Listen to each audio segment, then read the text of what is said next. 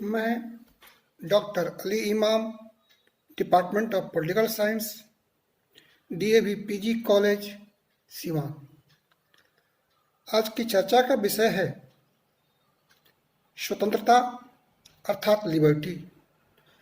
स्वतंत्रता के क्या अर्थ हैं और उसके कितने प्रकार हैं।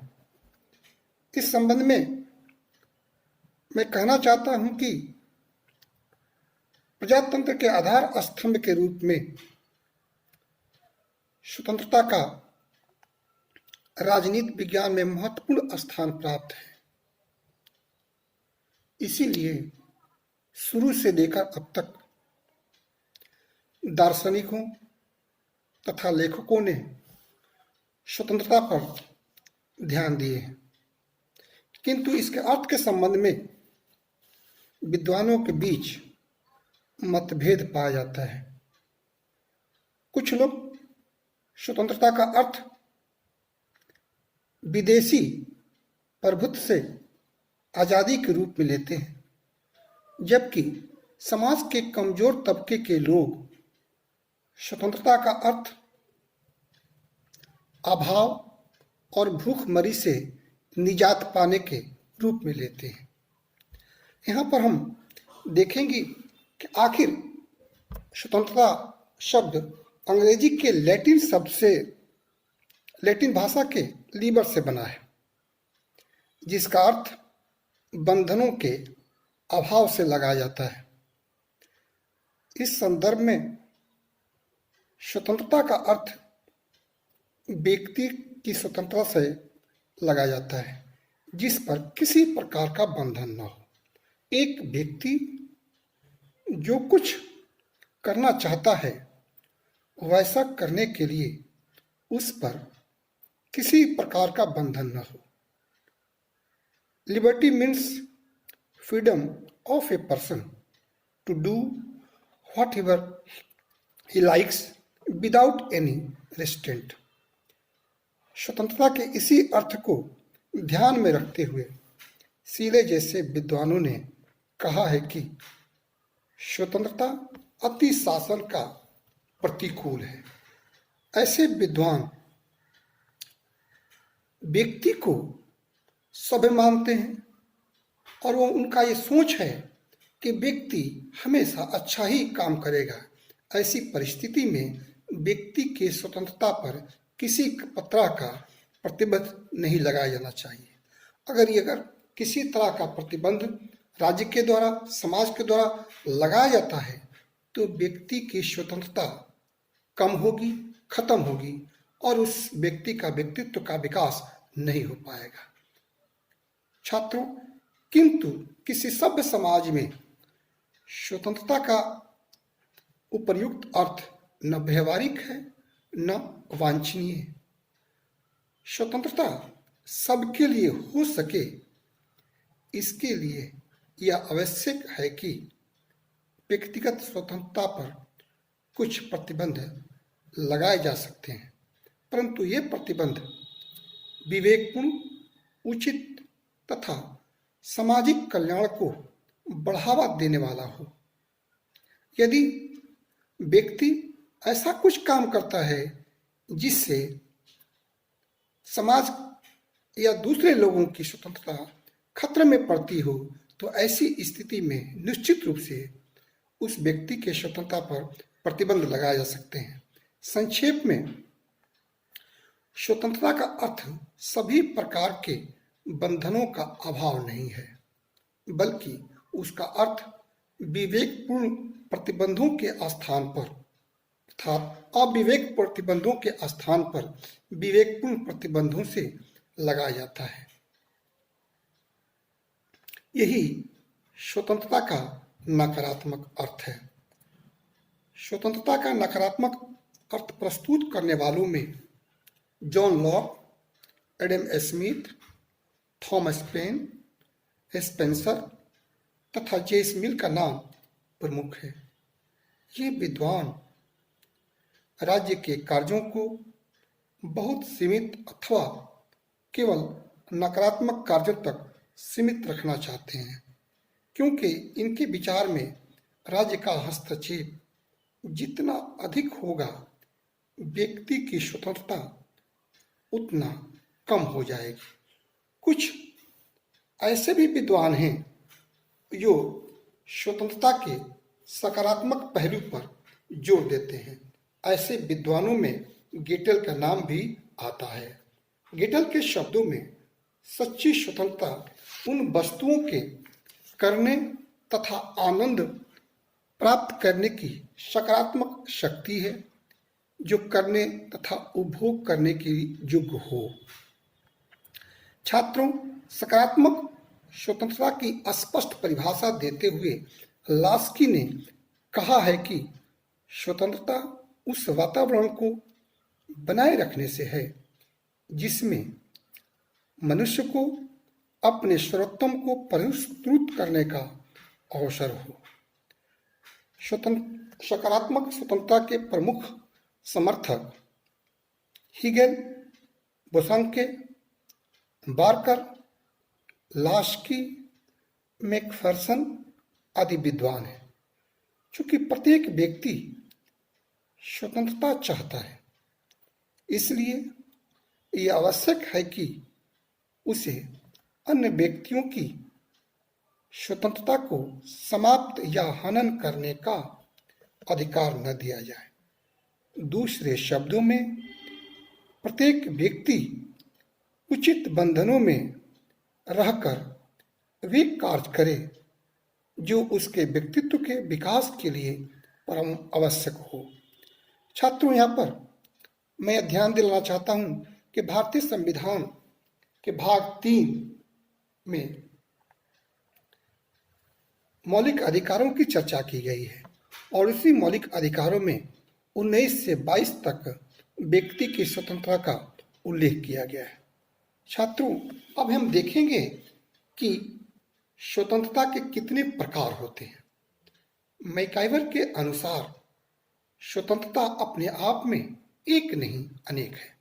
अतः स्वतंत्रता के विभिन्न प्रकारों के अर्थ को समझने के लिए उसका अध्ययन अति आवश्यक है।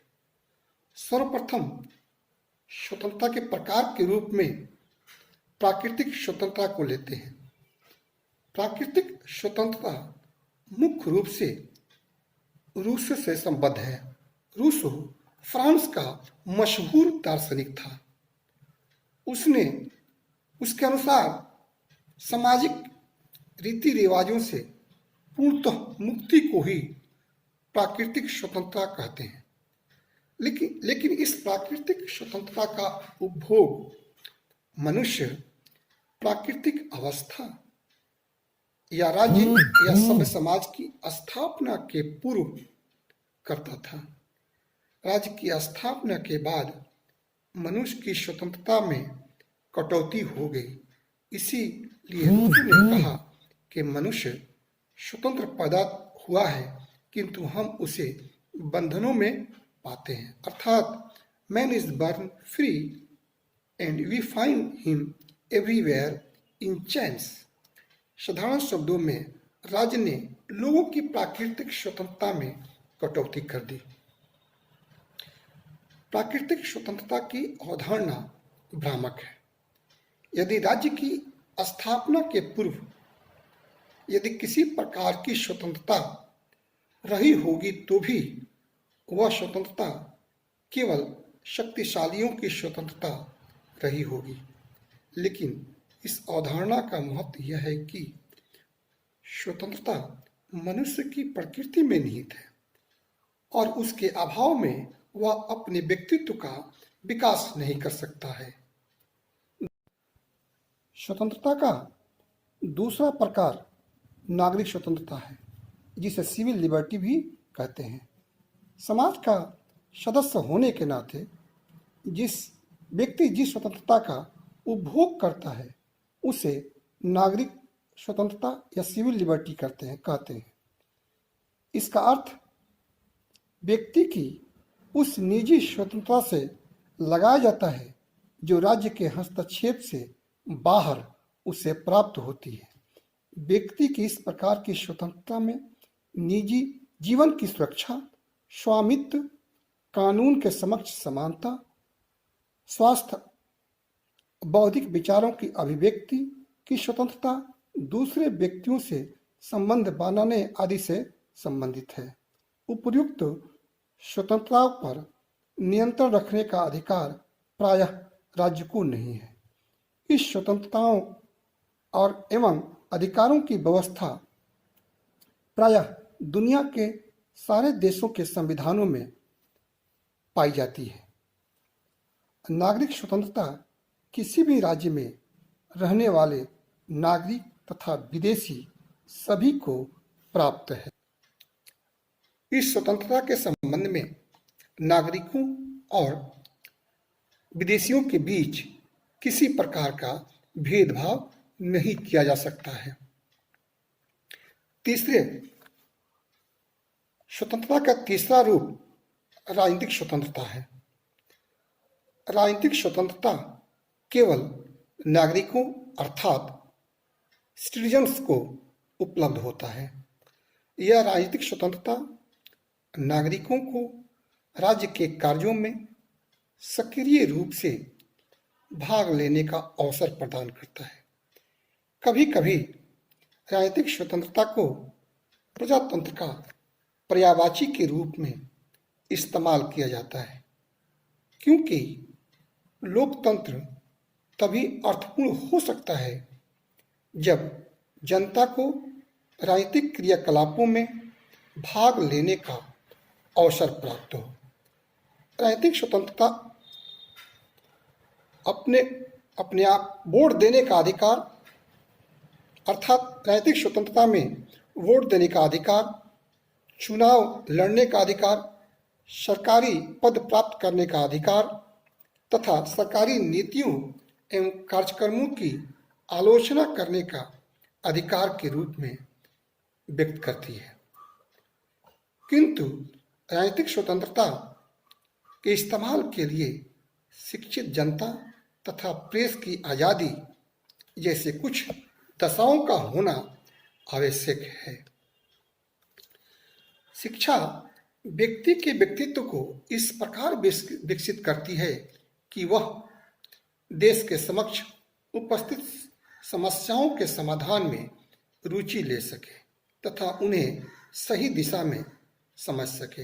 एक स्वतंत्र प्रेस ही आवश्यक तथ्यों को जनता को उपलब्ध कराता है, जिसके आधार पर वे अपने सही मत का इस्तेमाल या सही मत को बना सकते हैं या बना पाते हैं। यहाँ पर लोकतंत्र में मीडिया को फोर्थ पिलर भी कहा जाता है और मीडिया की भूमिका लोकतंत्र में बेहतर होगी तो लोकतंत्र मजबूत होगा, लोगों की स्वतंत्रताएं सुरक्षित रहेंगी। यदि मीडिया की भूमिका नकारात्मक होगी तो देश का लोकतंत्र भी कमजोर होगा और सही जानकारी जनता तक नहीं पहुंच पाएगी और अर्थात जनता किसी समस्या के संबंध में अपने विचारों को एक मत के रूप में या पब्लिक ओपिनियन के रूप में व्यक्त करने में असमर्थ हो जाएगी। नेक्स्ट है आर्थिक स्वतंत्रता। हाल के वर्षों में आर्थिक स्वतंत्रता पर ज़्यादा जोर दिया जा रहा है। आर्थिक स्वतंत्रता का अर्थ है सुरक्षा, अपने जीविकोपार्जन में सम्यक महत्व पाने का अवसर।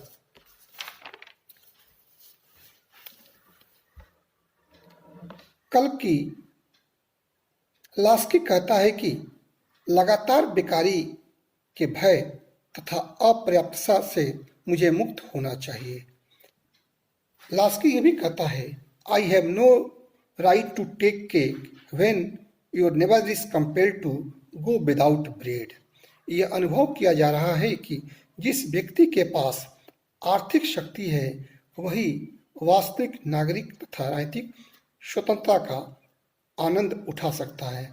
आर्थिक स्वतंत्रता को काम के अधिकार, न्यूनतम मजदूरी के प्रावधान, काम के घंटे की नियमबद्धता, आराम का पर्याप्त प्रावधान, बेरोजगारी, बीमारी, बुढ़ापा की स्थिति में सामाजिक सुरक्षा जैसे प्रावधान के माध्यम से प्राप्त किया जा सकता है।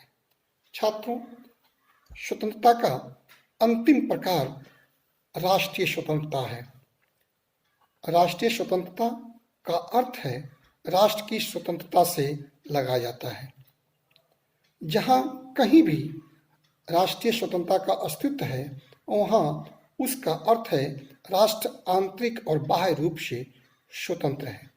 तीसरी दुनिया के अधिकांश देश जो यूरोपीय शक्तियों के गुलाम या उपनिवेश थे, ने राष्ट्रीय स्वतंत्रता के लिए संघर्ष किए और उसमें कामयाब हुए। महत्वपूर्ण बात यह है कि राष्ट्रीय स्वतंत्रता ने दूसरे देशों की दूसरे प्रकार की स्वतंत्रता की रास्ता खोला है। एक गुलाम राष्ट्र अपने नागरिकों को सभी प्रकार के स्वतंत्रता से वंचित रखता है। अतः स्वतंत्रता का अर्थ है देश बाह्य रूप से कोई देश स्वतंत्र हो या एक स्वतंत्र राष्ट्र जिस पर दूसरे राष्ट्र का किसी तरह का नियंत्रण नहीं हो। 1947 से पहले भारत एक राष्ट्र था, लेकिन एक स्वतंत्र राष्ट्र नहीं था। लेकिन आज़ादी मिलने के बाद ही भारत एक स्वतंत्र राष्ट्र के रूप में उदय हुआ। धन्यवाद।